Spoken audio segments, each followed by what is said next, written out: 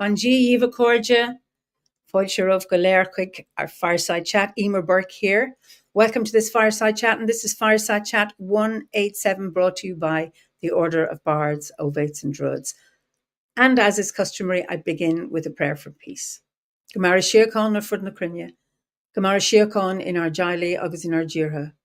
Ganairi Lin Lenarquid Garmaka, Gamwich Wikas Jeev, Je Chivtaka, Spirit Quivtaka. May peace prevail on earth. May peace prevail in our homes and in our countries. May our missions be accomplished. We thank you, guardian spirits and guardian deities. For peace. As the fever of day calms towards twilight, may all that is strained in us come to ease. We pray for all who suffered violence today. May an unexpected serenity surprise them. For those who risk their lives each day for peace, may their hearts glimpse providence at the heart of history.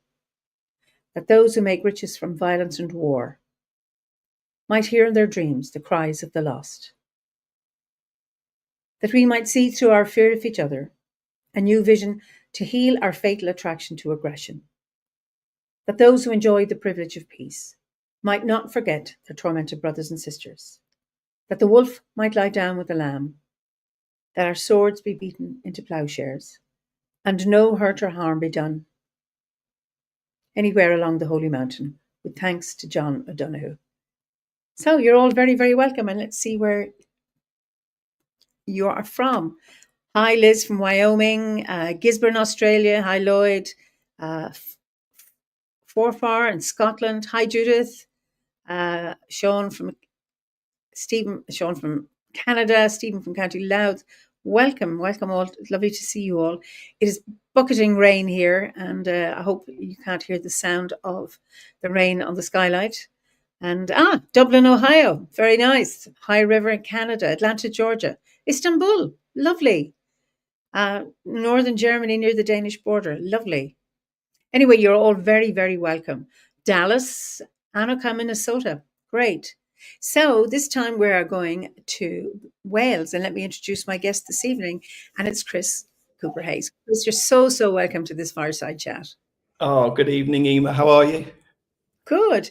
Now, I know you've just arrived in Wales. What was it, yesterday? So where in Wales are you?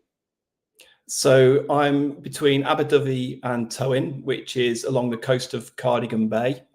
And I'm relocating from the Midlands, from Leicestershire. So whilst this is a very familiar area to me, to actually be living here is quite a new thing to be adapting to. So what prompted the move?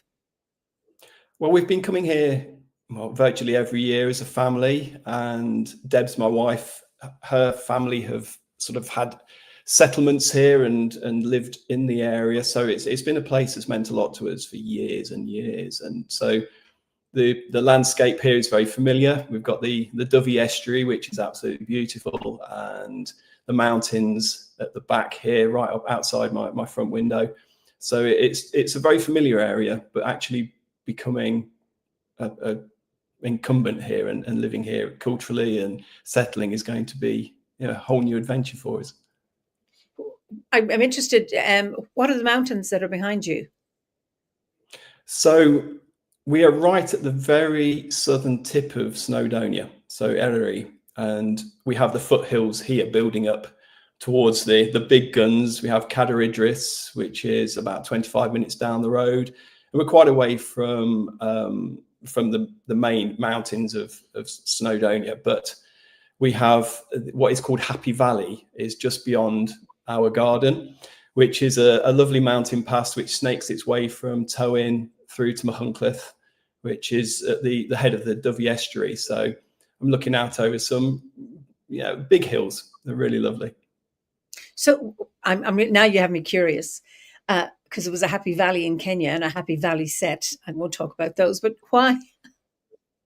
They were English colonialists having great fun and shenanigans in Happy Valley in Kenya. So why is it called Happy Valley? Haven't got a clue.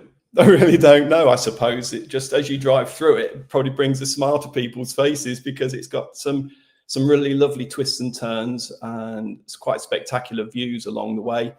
It hasn't always been a happy valley by all accounts.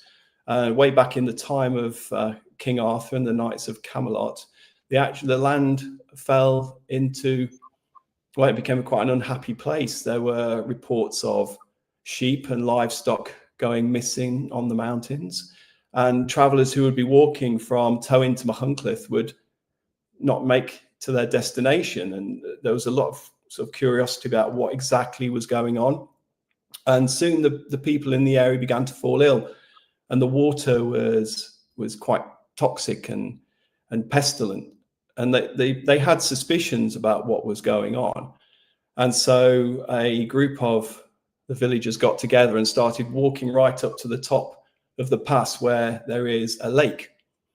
And in that lake, an avanc had taken up residence. And if you don't know what an avanc is, it is quite a hideous creature, reptilian of body, amphibious, but with a huge mane of what you would think is hair. It is actually writhing pondweed, and it will tangle and ensnare its victim. So this beast had taken up residence in the lake and was having its merry way with the sheep and the pigs and travelers and children and polluting the water. So the villagers tried to negotiate with the beast, but it was a stubborn sort. It wasn't having any of it. Why would it give up this beautiful lake it had all to itself? It wanted ownership of the lake. It wanted to gorge itself on the bounty of the mountains. Now, it'd be easy to draw comparisons to our water companies, wouldn't it, I suppose, at the moment. But yeah, the avanc wasn't going to go anywhere. So they actually, sort of in desperation, sent off to the court of King Arthur, and the big man himself actually came riding to the aid of the locals. And on his way, he stopped at Machynlleth, and he asked for the biggest horse that they had. And he carried on his merry way to Aberdyfi, and there asked the fishermen for the thickest rope they could spare. And then he asked some of the locals of Towyn if they could supply him with a whole host of pig's bladders. Armed with all of this, Arthur rode into the mountains, and he came upon the lake, and it was all still and quiet, and there was no sign of the beast anywhere. But he knew what he was up against, and he went and stared deep into the water, and there, below the surface of this pestilent water, he saw these two glowing yellow eyes staring back up at him. And being a patient soul, Arthur just waited, and he waited until the eyes quietly shut. And then he created a noose, and to that noose he tied the inflated pig's bladders and silently set the noose drifting across the lake. Now in time, the avanc awoke, feeling hungry, and rose from the water. And at that point, Arthur, upon this mighty horse, yanked upon the noose and snared it around the neck. And so began an epic tug of war between Arthur and the beast. And none would give ground. The avanc anchored its claws deep into the bed of the lake and gripped the rocks at the side, whilst Arthur stood upon this mighty steed, and it would not yield. And the two were pulling and pulling and pulling, so much so that the hooves of the horse actually dug into the rock, into the slate beneath its feet. And so they were in deadlock, and Arthur seized his opportunity, leapt from his horse, and as the avanc reared back with one final pull, he hewed the head off the avanc, and this disgusting head fell into the lake, writhing with reeds, and so the beast was defeated. However, the actual problem, the pestilence, hadn't gone. So Arthur called upon the spirits of the lake and said, I apologize. I'm so sorry for what we've done to this lake. Is there anything you can do? And the spirit of the lake said, fear not. And it turned the reeds into water lilies. And so it is that every year upon this lake, the water lilies emerge. And it is actually called Llynbarfog, which means the bearded lake. And if you go up there now, you can still find the hoofs of Arthur's horse upon the rocks and see the water lilies every year coming into bloom. And it is a lovely, beautiful lake in the mountains. And that is just up the pass from me here. Wow, that's a wonderful story. My goodness. Brilliant. Liz Hills, Wyoming, she says, before you started the story, she says, all this sounds like the area where some of the darkest rising books are set. She says the grey king and the silver on the tree. Would that be true, or would that be accurate? I couldn't answer that. I've not read them, so I don't know. Quite possibly. So the Dovey Estuary, if we were to maybe look at the Cerridwen and Taliesin story, if we were to think of where Taliesin was cast out to sea, there is a good likelihood it could have been the Dovey Estuary, because on the other side of it, between Aberdyfi and Aberystwyth, there is actually a village called Taliesin. So it's, there's a lot that would suggest that that he floated out to sea here, and that the salmon weir was on the other side of the estuary, but what we'd now call Inishlas Nature Reserve, around there. So, but no, I've not read them, so I couldn't honestly tell you. Wow. So Nimi wants to know, can you still see the hoof marks? Have you seen them? I've been hunting. They're up there. But yeah, so I've only, yeah, it's quite a wild area. And so, yeah, I'm hunting, but they are up there somewhere, apparently. And on the bed of slate. Having heard that story, made me want to go and just explore that place and see that lake. Please do. Yeah, see the lilies. It's a short swim for you, Eimear. You can hop in a dinghy. You'll be across in no time. Of course. That's a brilliant story. Yeah. I've adapted it from the actual legend a little bit there. I've created some creative license gone into that, but that is fundamental. Yeah, something, the variation on the theme of that story. Yeah. Never let the truth get in the way of a good story. They're meant to be about telling. Oh, that is brilliant. That is just brilliant. What a lovely start to our chat. So are you actually from Leicester? Yes, I've lived all my 52 years in Leicestershire. So that is my familiar landscape. And it's been something I've been trying to adapt to, is leaving behind, I suppose, the hedgerows and slightly gentler fields and hills of South Leicestershire to take on the mighty beasts that we have here in Eryri. I think Eryri is not for wimps. So what do you call a person from Leicestershire? What are you?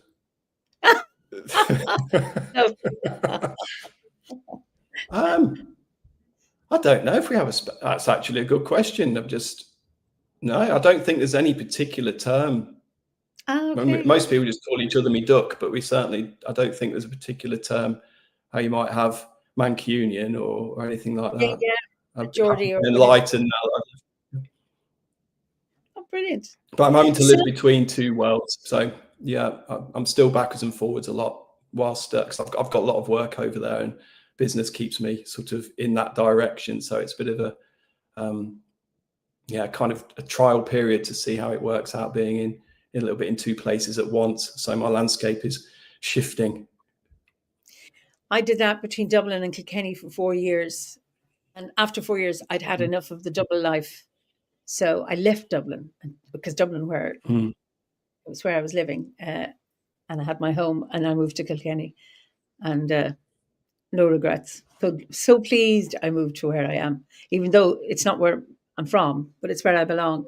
So tell me your background. I'm interested in your story as to how you found Druidry, or did Druidry find you? So a little bit of... Yeah, there's a nice bit of both. So the short answer is, if you were to ask little boy Chris why he became a druid, it would be because one evening he saw a walking tree. And if you were to ask the grown-up Chris why he became a druid, it was because a mysterious voice from the south coast of England whispered in his ear one night. So they're the two short answers to it. And of course, there is a convoluted story in the middle of all that.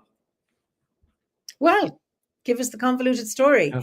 So the walking tree, tell us about that. Yeah, so this is, and these are things that sort of come back to you, don't they? And I'd forgotten about it for so long. But where I grew up in Evington, which is sort of a suburb area of a village on the outskirts of Leicester itself, I grew up it was a council estate, but it was very green. and the presence of oak trees was really huge, even as a boy. So as I looked out the windows of our house, there was this lovely big green verge, and on it were some whopping oak trees, real beauties.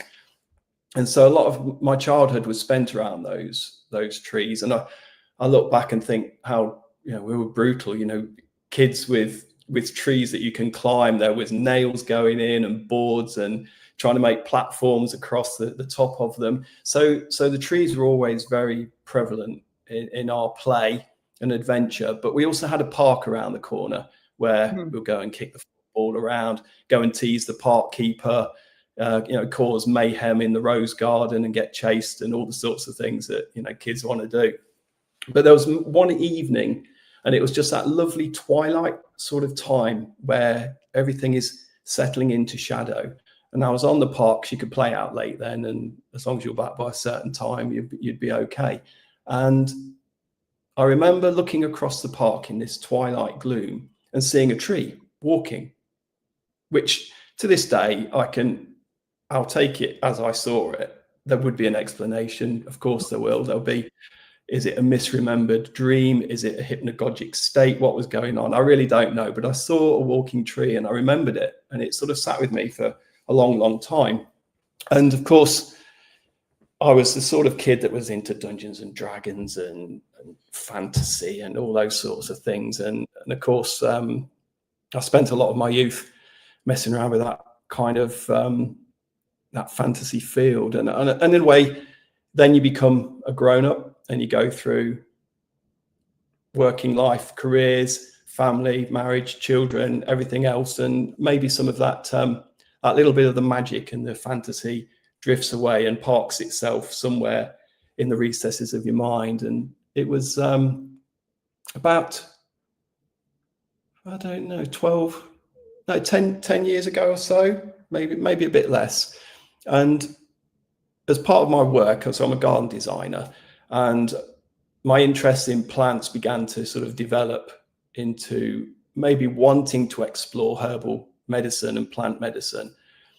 And one day I was just on the internet looking at one of these sites that deliver online courses, and there was ones on herbal medicine and so forth. But then at the bottom of the screen, it says you might also be interested in, and one of the courses was hedge witchery. And I kind of just stopped dead in my tracks and what the heck is that? And it was the start of a bit of a off down rabbit holes, really, because through all this time, I didn't realize that people were really doing this for real, as not some sort of, fantastical sort of make-believe thing, but actually living the life of a witch or a pagan. And so I began the exploration of that. I didn't even start looking down the herbal medicine route. I was lost. I was suddenly looking in different directions entirely. And so I began to listen to podcasts. And one night I woke up and I'd left my earphones in just with things playing on shuffle as they do. And I heard this, you know what I'm going to say, don't you? So, welcome to Druidcast episode 1. And there was this voice in my ear. And I I remember coming away and this says, I'm your host, Dave the Bard. And I just went, I snorted. I went, Dave the Bard? Who the X this? It was like quite funny. I thought, who's this geezer? So I carried on listening and found it interesting. Really, a great podcast, as you know. Yeah. But it just kept happening. I didn't necessarily subscribe to it. It was just, it kept coming on and just, it was like it would auto cue me another episode in. And before I knew it, I was just starting to back listen to them. So yeah, the reason I'm now here and part of OBOD and loving it so much is thanks to Dave the Bard and Druidcast, really. So yeah. Brilliant. I think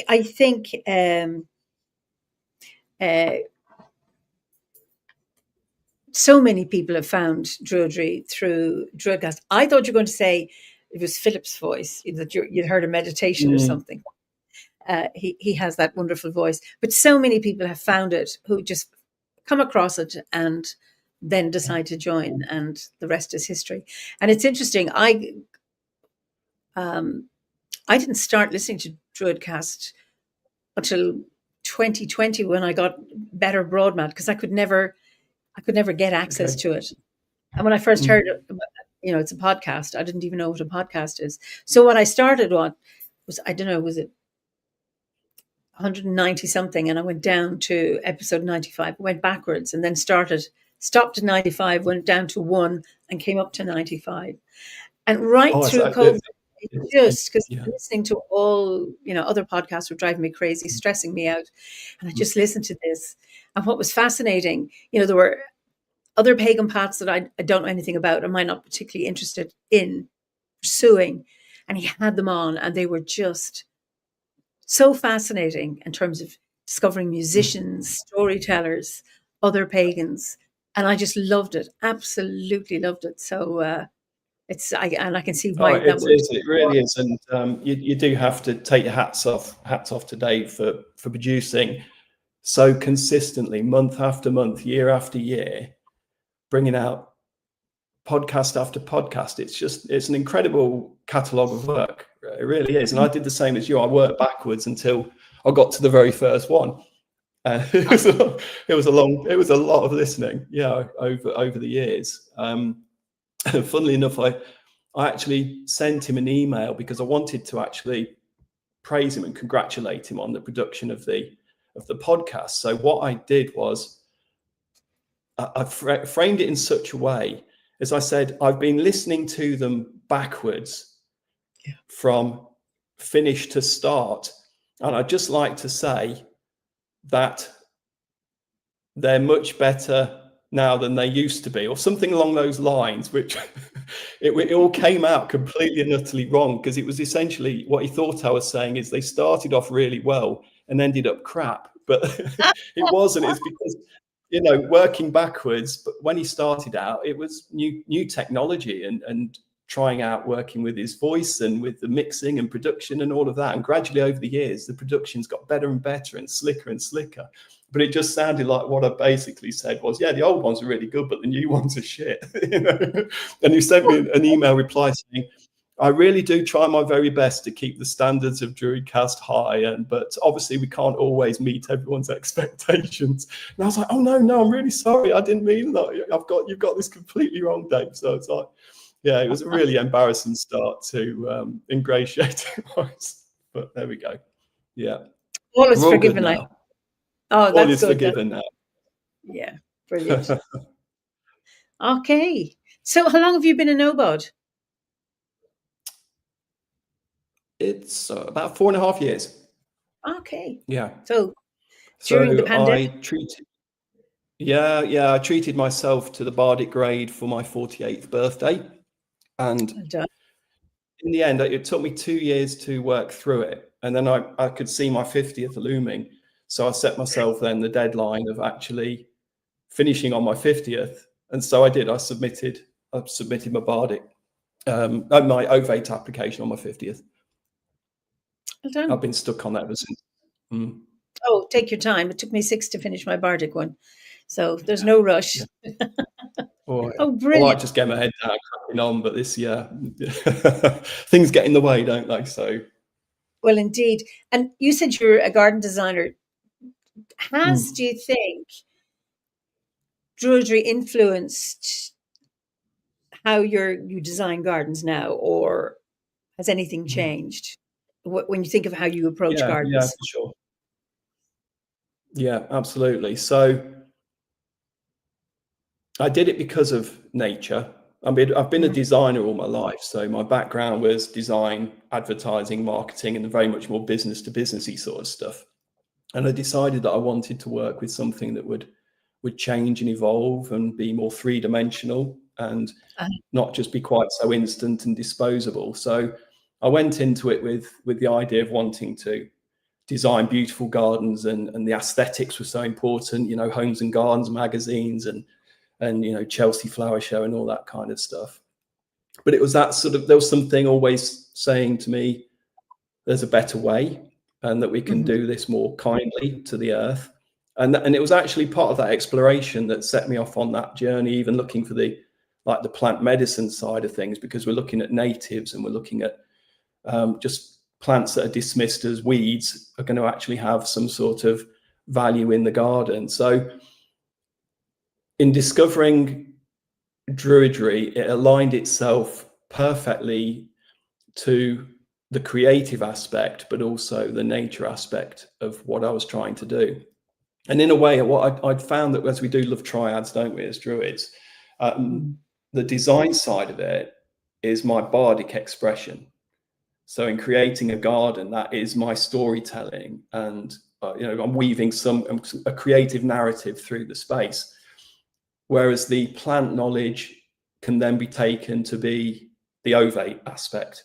It's about that, the understanding of the plants and those interrelationships with the natural world around it. And then the druid part of it is then how it affects people. So one of the most satisfying aspects of my work is that I will often meet people who are really terrified of their gardens. They've become hostile to them. And it might be because of brambles and weeds and all these things that they think are obviously real nasties, but they just, they're disengaged. They don't know what to do. So I can apply the three aspects of it, the bardic, the ovate and the druid aspects, in helping firstly transform the space visually into something really beautiful, something healthy, where the soil is healed, where wildlife is coming in, where there's an abundance of color and beauty within that space, but also that people are healed and they will go out into their garden feeling just re-energized and having a relationship they didn't have before. And that could be really profound to see. So, okay, so Mr. and Mrs. So-and-so, or whatever, Mr. and Mr. So-and-so call you to transform their garden. So what kind of language do you use? I mean, you have your template, your bard, ovate, and druid template in your head. How do you convey that to, or do people know you're weird and then they say, he's the guy we want for our garden? Or are you a blank slate for people when they approach you to look at their garden? It depends. So people will generally find me through Google and my website and look at the portfolio of work and think, well, we like what you do. So a lot of the time that is what I will encounter in that first phone call or inquiry, which is really nice because it means your work has stood out and resonated in some way. But yeah, the conversation, once I've gotten past the, this is going to cost a lot of money conversation, we get on to sort of what they really want to do with the space.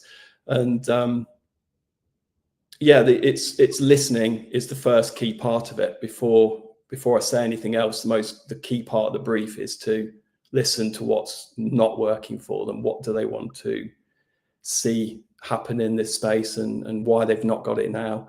And so begins that kind of fact-finding exercise, and then getting to spend some time in the garden with them, go around and spend a couple of hours just having a chat. And usually by the end of it, I understand them. They know whether they like and trust me, and hopefully most of the time they do. And off we go. Yeah, pen to paper and measuring up and surveying and all those sorts of things. I'm really interested because, people talk about, I want a low maintenance garden. And, people who are frightened of their gardens with weeds and brambles and all those, what they see is gruesome things in the garden. How do you manage that, meeting that request?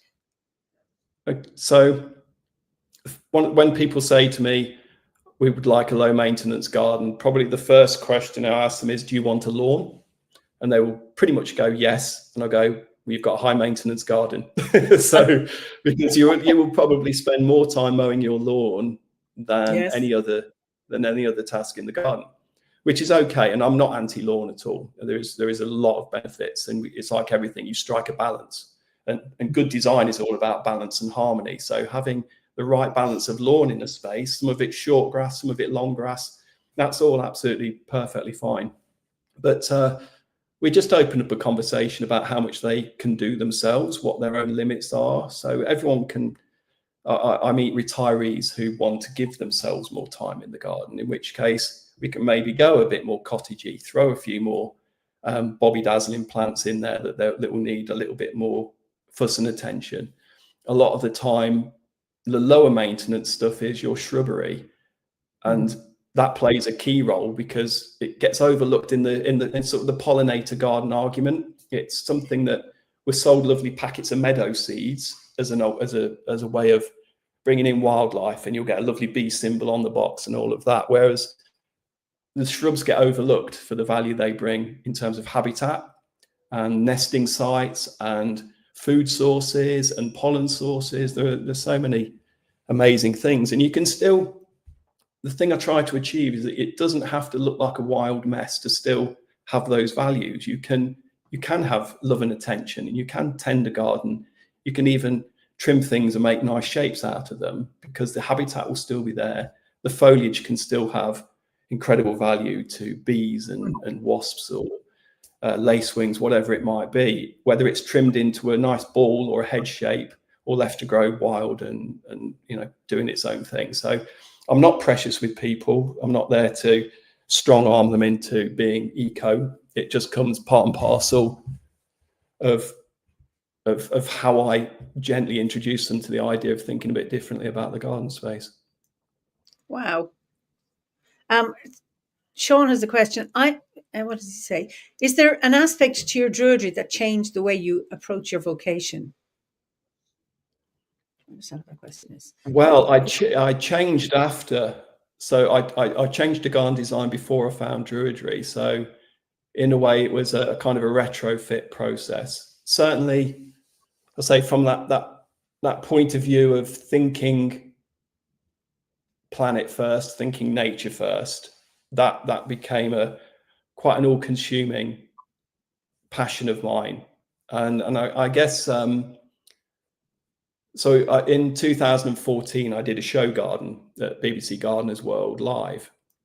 And it was actually half the garden was wildflower meadow. And this comes back to that narrative that we spoke about before, telling stories through gardens. It was only a small show garden that I produced, but the story behind the garden was that a poet, a soldier, was on his way to the front lines of the battlefields. It's 2014, so it was the centenary of World War I. And this soldier was on his way to the front lines. And the garden, or the show garden that I produced, half of it was woodland, and the other half was a wildflower meadow, a poppy meadow, as that was the hope. So within that setting, I put a tree stump, and there was a soldier's helmet and a little notebook with some of the poems that he was trying to write. And the story behind the garden was that this was the last opportunity the poet had to stop and write a poem to send back to his love back home. So that was his little tree stump, a moment of peace and quiet before he went marching off across the meadows. Sadly, whilst the poem made it home, the soldier didn't. So that was the story of the garden. And the back part of it was that woodland. So we'd got lots of foxgloves and sort of sisyrinchiums and ferns and old logs and leaves and a beautiful birch tree. And then to the front, there was just wildflowers, and we'd got oxeye daisies and everything else. And we got lots of poppies in there. And the idea being that this would be a field of poppies. And we came to the day of judging, and we'd had no poppies all the way through the build of the garden, right up until the last minute, not a one. And then we arrived on judging morning, and a single poppy had opened. And it couldn't have been more perfectly poignant at that moment. It was just that one soldier, that one poppy, that one lost soul. And so going back to the question about the druidic aspect of it, you can kind of see just that storytelling and how we're weaving the magic of the plants with the story of people, and really that's kind of how I think my druidry manifests itself in my work. Yeah. That is so beautiful. I mean, people are saying, wow, highly evocative. That's so poignant. How beautiful. It is really, really moving and interesting. I made the head. Sorry, I was going to say I managed to make the head judge cry with the good. story. So that's always a yes. I made someone cry. I love it when I make people cry. It just brings joy to my heart. I mean, that's what a living garden is. I mean, Yeah. something about the First World War always brings me to tears. Just incredibly sad. And I mean, we don't celebrate Poppy Day here, but anytime I see a poppy, because I know poppies grow on undisturbed ground, you know, and when we've had disturbed land, it's great. I think maybe 2 years in a row you get poppies, and then the land settles and they don't come back. Which I always go, oh, I better disturb it again. I don't, but you know, it's that that magic. What happens when land is disturbed, and how poppies they somehow it's about a sign of restoration or a sign of endurance or prevailing that we will come back. Don't you worry. It's just beautiful. Brent, I live in semi-arid California where lawns are a huge waste of valuable water. I'm planting native drought-resistant bushes like salvias that provide flowers for bees, hummingbirds and butterflies. Lovely. Yeah, great stuff. Yeah, more of that, please. Yes. And Jules says, how lovely. What a fabulous instance where the spirits of the land work with you. Gabrielle had a question earlier. I'm just seeing something about... I'm just trying to look for this one. Do you work more with the fairies now than in the past? Or do you work with I mean, elementals or nature spirits, however you call them? Yeah, I think the spirits of the garden, I go into a space in my own garden, you know, I can be as free chatting away as possible. As I walk a fine line between how I am in a client's garden professionally, but by the same token, when I'm in there, I'm planting the plants myself. So I'm often then talking to the garden, and I will try whenever I possibly can to put at least one tree, no matter how small the garden is, that tree will be planted. And so there's always a blessing on that tree as it goes in, and there's a blessing on the soil and a blessing on the land as I work, even if I'm working it quietly to myself. I've yet to sort of turn up to a planting or finish off a garden in full druid robe and cloak and sort of go around with my spade. I mean, the day might come, who knows, but yeah. Well, you want to keep your road clean. Yeah. Oh, wow. Yes. Sean has a comment. The scale and horror of war has now become a reality of the news. Well, indeed. But the First World War was seeing all of that as a collective horror of humanity for the first time. We forget the stark change. And yet, you know, was that the war to end all wars? Over 100 years ago, 121 years ago. And it's a brave statement to make, wasn't it? It was a brave statement to make. Whether we'll see anything on the scale of it, we're in a position at the moment, I think, where there's so much horrific stuff happening, but it's all we hear about as well. And I think it's leaving us all on edge that we stop to see the progress that has also been made. So we've got to find a way of holding on to that memory of the war to end all wars. Where we could go back to is just unspeakable and unthinkable. And we've got some absolute lunatics, it feels like, out there capable of unleashing untold destruction upon the planet, worse than the world wars. The war to end all wars is going to have a great big red button and a crazy lunatic hitting it, and that's the war to end all wars, isn't it? So I'm hoping that in some ways we have seen that. It's just the pockets of stuff. Palestine, Gaza is on everyone's mind because it feels just such a tragic, wasteful, horrendous situation. And yet it's still not a war in the sense that we're all being roped in with just a load of bystanders negotiating and not really, not fighting it in a conventional sense that we can see as clearly and transparently as thousands and thousands of people marching onto beaches or, just digging into trenches. That's pro and ever actually I'm back there. And I mean, I'm I suppose I'm a conditional pacifist, but war is not my first, my default.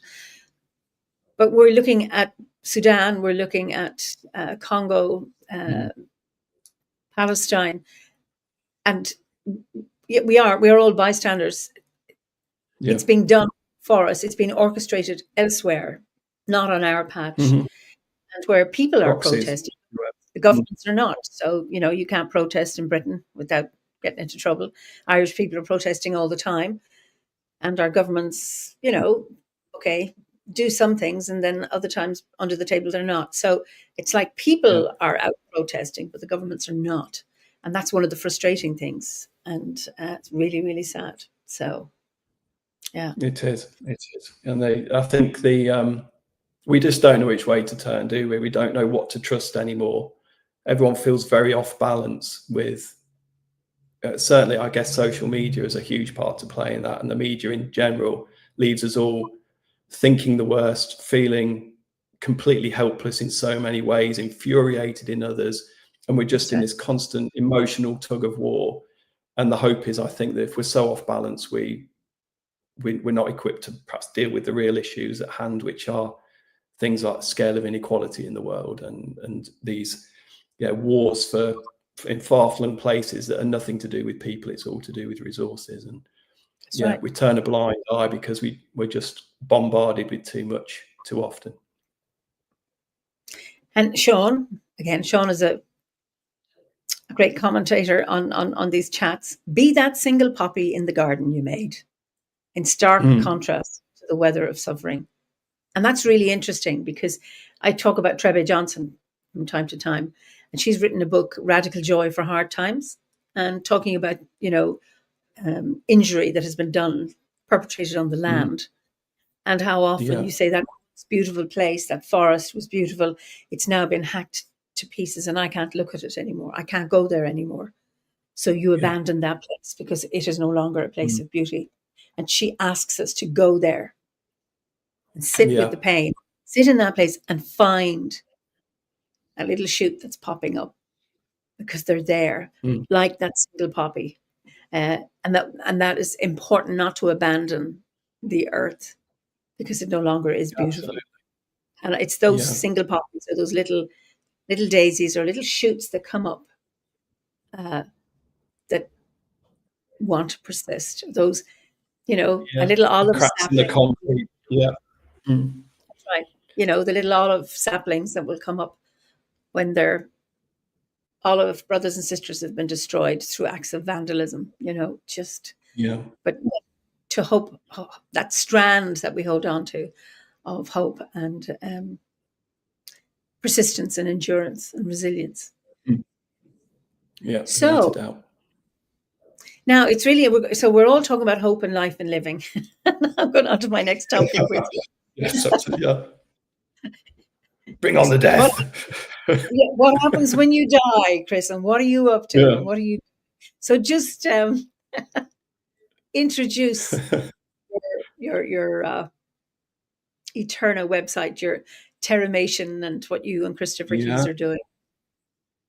So Christopher and I are starting a company, or started it, which we hope will be the first company to bring human composting to the UK, where it's currently not legal to do this, and the Americans are doing it, and some European countries are doing it, and it's time we had it over here, really. So we're on a mission to make it happen, and so we've launched Eterna, which it's actually a really exciting day actually today, because we're launching our website. You can actually go and see it now. So it's live, eterna.life. We've done it. It's been months in the making. Eterna.life. And that's Eterna with 2 R's. So Eterna. Yeah, we've got the earth in there, you see. So Eterna.life. Yeah, whack that into your browser and we should have a beautiful website pop up. But don't do it now, because obviously you're listening to this incredibly important conversation with incredibly thrilling and engaging people. Yeah. Of course. Brilliant. Okay. So yes, it's an exciting thing. Chris had produced that wonderful documentary series, and I'd been wanting to work with death for some time. It was I wasn't sure how and what I was going to do, but it was a few years ago. I was doing the Yorkshire Three Peaks with Debs and some friends, and we were up on the final mountain, and a man died in front of me, and we were literally on the top of this bleak, windswept mountain doing chest compressions and trying to bring him back, trying to keep him alive. We weren't sure he was actually dead. We were just working on him. We were swapping. We got his children were there, and there was this man just lying on the rocks. It was so hugely traumatic. It was just sort of the worst hour or so that you can possibly imagine. And I found myself in that space whilst I was fairly helpless with what I was doing to help the man on the ground. I was able to comfort and be there for his wife and his children, who were obviously seeing this man they loved, dying in front of them, essentially. And it set something off in me at that point. I came down off that mountain quite changed, and I didn't quite know how it was going to manifest itself in terms of what I wanted to do. And I chatted to Gabby for a while about doing celebrancy and going down that route. It still didn't kind of set the blue paper alight. And then I watched the documentary of Chris's, and as soon as it had finished, I got on the phone to him and said, "If you're doing anything to do with this, I want in. I want to do this." And he went, "Yeah, okay." And that was it. It was sort of the idea was born. And in in February, we're both traveling to Seattle, firstly to Terracon, which is the American Human Composting Conference, where Chris is going to be doing the hosting, the Master of Ceremonies on it. But then we're actually going to have a full week of work experience and be potentially the first British people to do it for real, actually learn how to terramate a human body and turn it into compost, which is going to be quite amazing, really. So, it's all happening. Wow. And so where's this going to happen when you do get it legal here? There, where you are? Well, I think we're going to try and make it happen in Wales first. It makes sense. We had a meeting a few weeks ago with the leader of Plaid Cymru, who is very much on board with trying to get this move through in the Senedd. The things might slow to a bit more of a crawl in terms of UK Parliament legislation, and that's the stage we're at the moment. There's definitely a call for it. People do want to see this happen at all levels because we need an alternative solution to burial and cremation. And there is no framework for that to happen at the moment. So where we are at, there's a report that is being presented to Parliament in spring, which will hopefully establish that framework. And that will then hopefully set the wheels in motion for producing primary legislation and regulations that will enable the right paperwork to be in the right place to make terramation a legal thing to do. And what we're doing now is sort of laying the foundations for that happening, so that as soon as it's green lighted, we're up and running and able to offer this to people, because it really is I think it will appeal so much to the Druid community, the pagan community, anybody who's even remotely ecologically minded or wants to leave a greener legacy to the planet when they die. Cremation is hugely carbon intensive. And burial takes up a lot of space. So, this is a really much needed addition to death care in the UK. And fingers crossed, within I won't put any time limit on it, but we'll get this here. It's going to happen. It's just, So how much land do you need to have a terramation center, or whatever you call it? So in America, all terramation has to happen within an industrial setting. So it has to be on maybe an industrial park. So you'll have what would be a conventional factory. It all seems very stark and sterile, but actually when you go in, they're made into quite beautiful places. There are there are rooms where you can be with the vessels, where the bodies are kept. You can have ceremony in their ritual, and it's made to feel very welcoming. So it's not an outdoor thing. You're not putting people in the ground at all. It's very much a controlled environment, and the body is placed into a large vessel filled with straw, alfalfa, herbs. The family can come and put their own wildflowers and organic things in, and write messages and notes and place it in with their loved one, and help dress the body and lay them out before it's then filled up with more organic matter, and the vessel is sealed, and then the composting process begins. And it's surprisingly quick. In 30 days you are compost.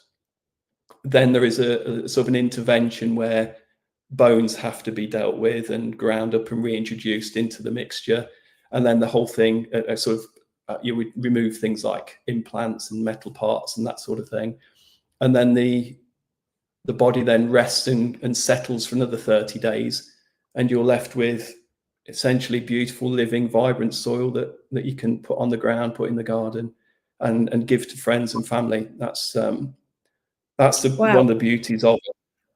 Yeah. I just have a question. Some people, places, burial sites, say woodland burial sites, prohibit, if you've had chemotherapy or if you've had some kind of, I suppose, nasty chemical medication, that they won't allow you be buried there, which I think is a bit harsh, mind you.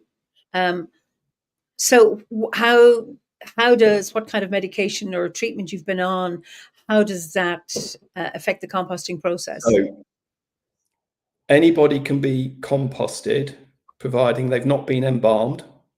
So that doesn't go with the process. And also, if there are a few very specific prion-related diseases or infections like Ebola, there's not a lot of reasons why you can't be composted. Creutzfeldt-Jakob disease is another one. If you were to have that, you couldn't be composted. So if you're not embalmed and you don't have a number of these prion-related diseases, then you can be composted. Wow. Yeah. So it's very much, yeah. Just Katrina, you've already said it, but you said what happens to the bones. So what you're saying, the first 30 days, that's what's left after the composting is the bones. Then you remove those, grind them, and then reintroduce them to the compost. Which is what happens. Yeah, that's right. So it's powdered. You are essentially, you're adding a powder back in, and in the first 30 days, the temperature really rises rapidly within that box, which is when all that anaerobic activity takes place. The microbes start doing their thing, interacting between the organic matter that's placed in there. And it's at that point where the temperature starts to drop again that you can then go in and gently remove all the unwanted foreign articles and then reconstitute the bones back into the mixture. I'm fascinated with this. How high does the temperature get inside the vessel during the composting phase? That's a good question. I looked at this earlier, and you've caught me on the hop. I'm sure it's 150 degrees. Well, being sort of in big money. Yeah, it gets pretty warm. It's like it's essentially going back to the very traditional ancient process of composting, and that combination of carbon and nitrogen and microbes. Is here. Oh, here he comes. He's going to be the expert. Go on. 170 degrees. Is that old money or new money, Christopher? Is that that's centigrade? I take it. Wow. Anyway, brilliant. Now, there's somebody with a question here. He says, "Strange question? ? But how does one know one is really gone without the embalming process?"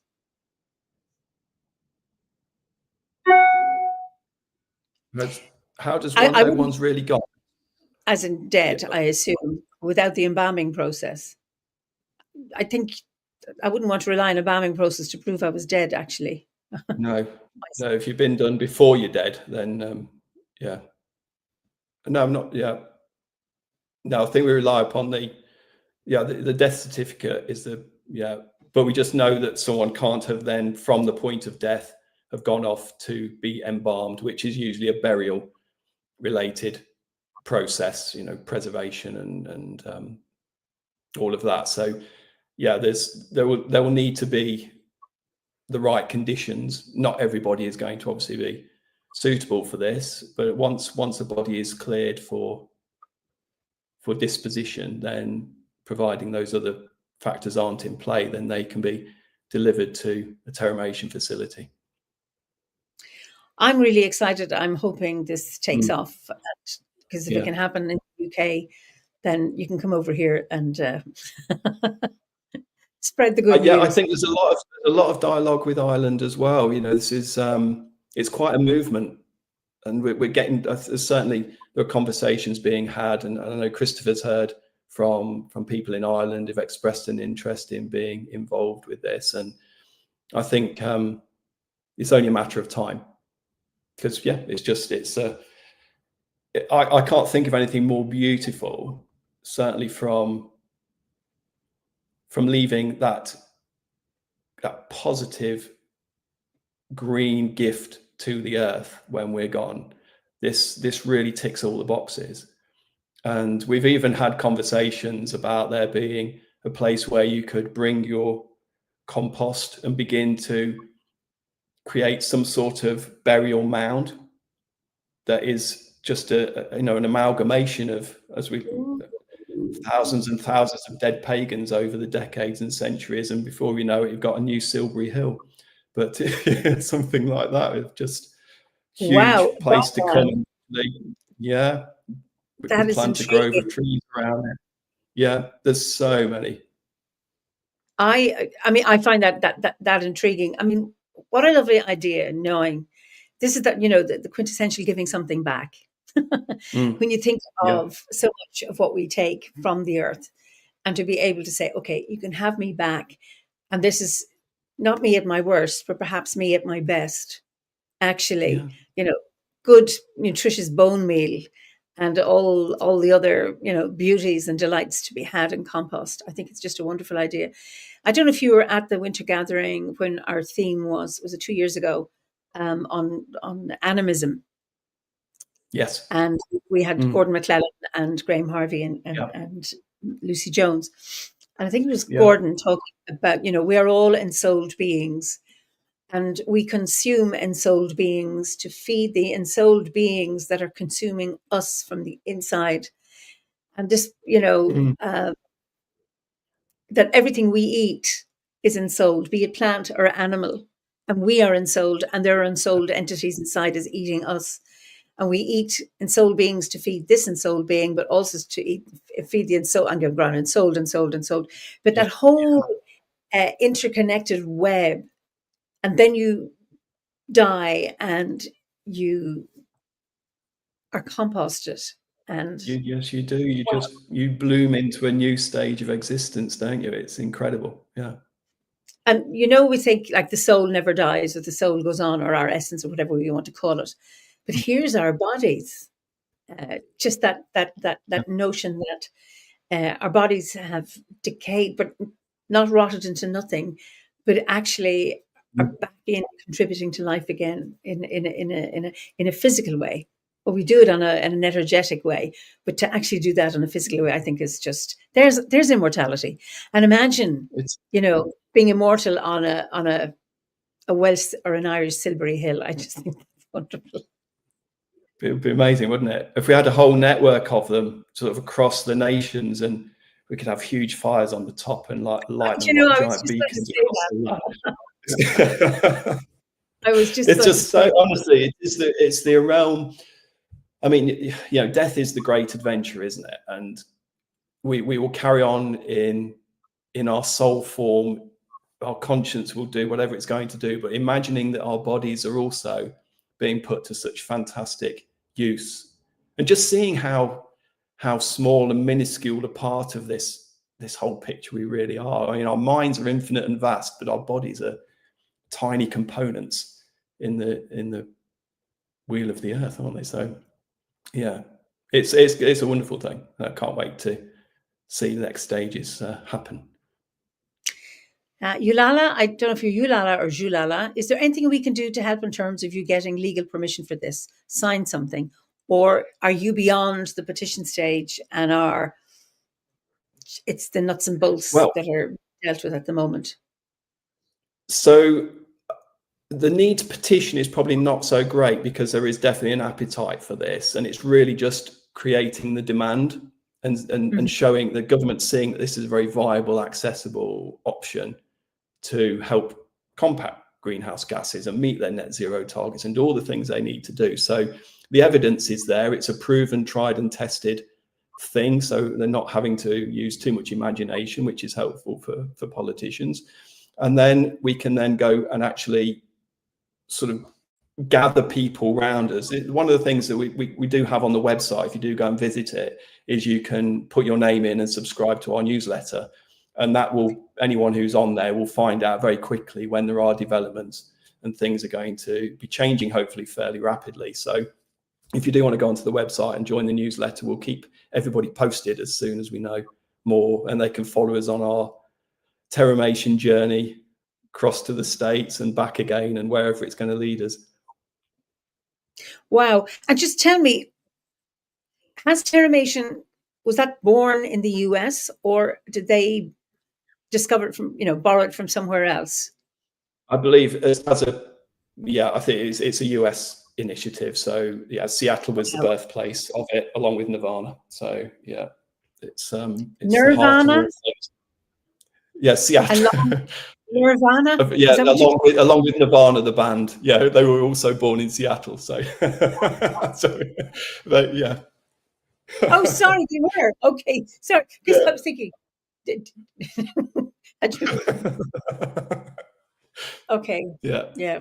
So no, they created the idea of it. So, I mean, obviously, it's been around in a natural form for a lot longer than that. It's what happens to us if you just leave us out in the corner of the garden for long enough. It's going to happen all on its own, isn't it? But the actual concept of creating a kind of a clean and workable, sustainable process is all from the US.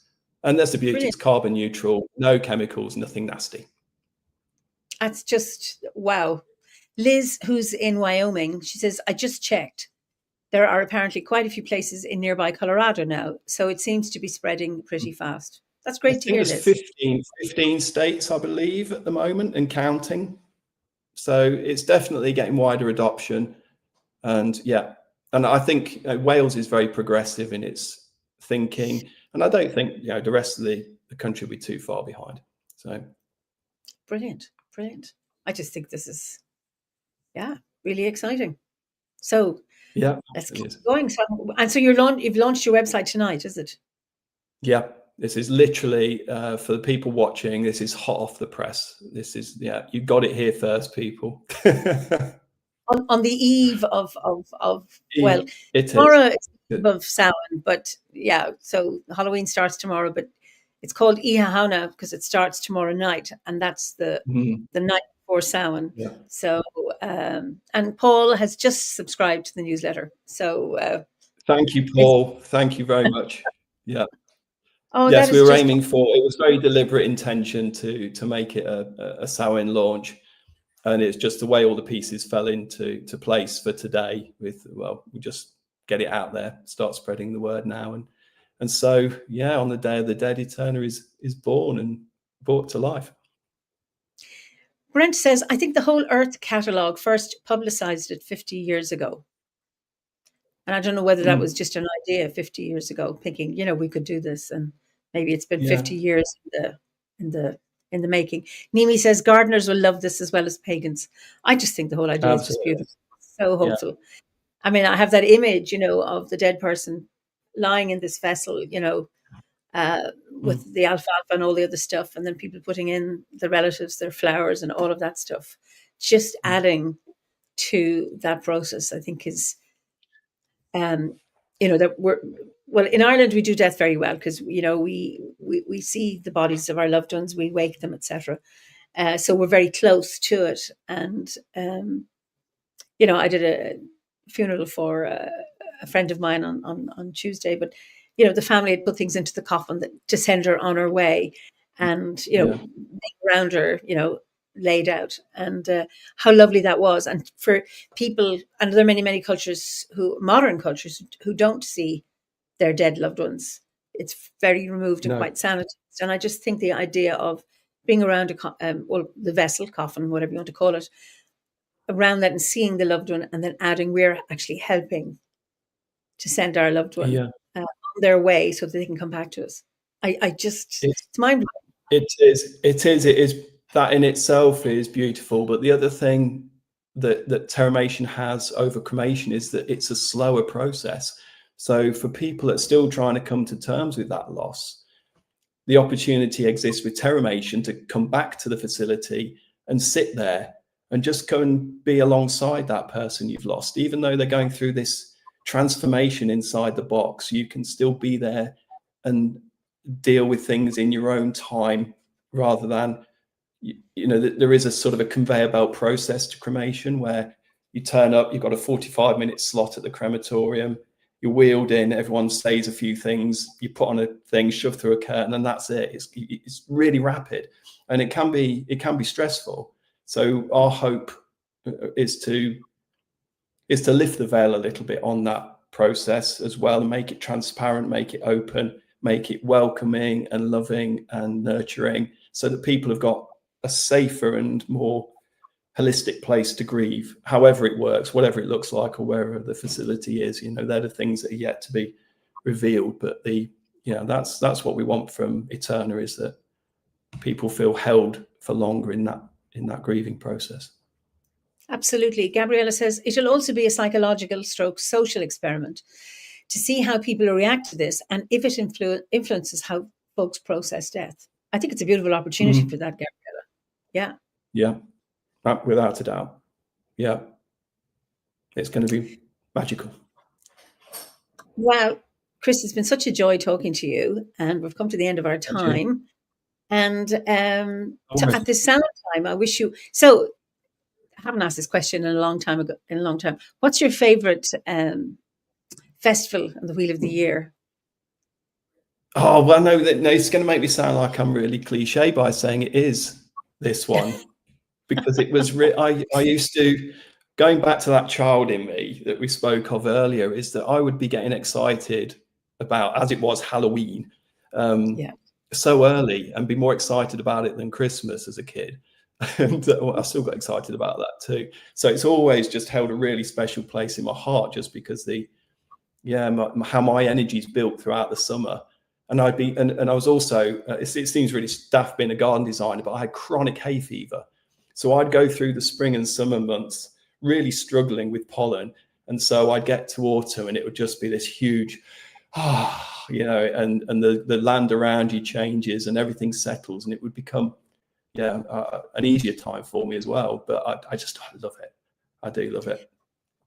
Have you grown out of your pollen sensitivity? Yeah. Wow. Yeah. Basically cured myself through getting out there and doing it and being a gardener.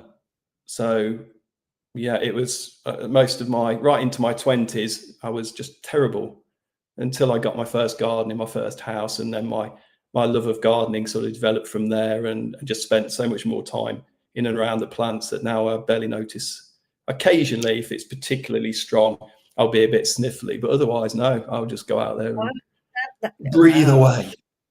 Yeah, absolutely. But it means I have a better relationship with summer now. I mean, spring and summer I can look forward to in a way that I never could. So I've actually become more summery than I used to be. Not brilliant. such a miserable winter grumpy git. Yeah. Oh, I love it. Yulala says again, she may have missed this. And we didn't discuss it actually. Did you need special qualifications to set up, to set up your Eterna or your Terramation Centre? Because she says in France this would be wonderful. Yeah, I know France is a bit the same as us. They only have the option of cremation and burial as well. So not at the moment, but this is where we're at the regulatory stage. I don't think they're going to enforce licenses on this. There will be criteria to be met. And of course, you're going to want to be death care professionals in how you treat the body and the process and the family. So there's going to be a lot that will need to be addressed from a professional conduct and a sort of regulatory point of view. But no, not at the moment. But we aren't there yet. So we'll see what the government has to say. I'm fairly confident that providing you're going to meet a lot of the current requirements in how you handle things with dignity and safety and environmental requirements, then yeah, we'll be good to go. Especially as we're going to get training in Seattle. Yeah. Brilliant. Well, I wish you all the best with that training. So listen, Chris, it's been an absolute joy talking to you, and I let you say good night to everybody, or good morning for depending on where people are. Yeah, thank you everybody that's listened in. I've not been looking at comments or seen anything, so I don't know how many people have been out there, but it's been absolutely wonderful speaking to you, Eimear, and thank you all for tuning in. And I can't wait to see you in a few weeks' time. It's not far away now, the Winter Gathering, so I'm already very excited. I can't wait to get back down to Glastonbury and to see everybody and share the Druid love. Absolutely. I'm going to send you to the green room and we can just look at some of the comments that you've missed afterwards. So I just say good night to everybody here. So thank you all again for coming. And I hope you enjoyed our conversation. And it's been a joy as well for me. And I wish you all, I'm just checking to see, am I going to be here next week? Yes, I am. So I'll see you again next week. But in the meantime, Banachtina Hauna Jiv, the blessings of sound to you, and Bialtana blessings to our brothers and sisters, our Druid brothers and sisters in the Southern Hemisphere. And may you all be blessed and enjoy the rest of your evening, the rest of your day, or if you're watching a recording of this. So until we meet again, Slán go fóill.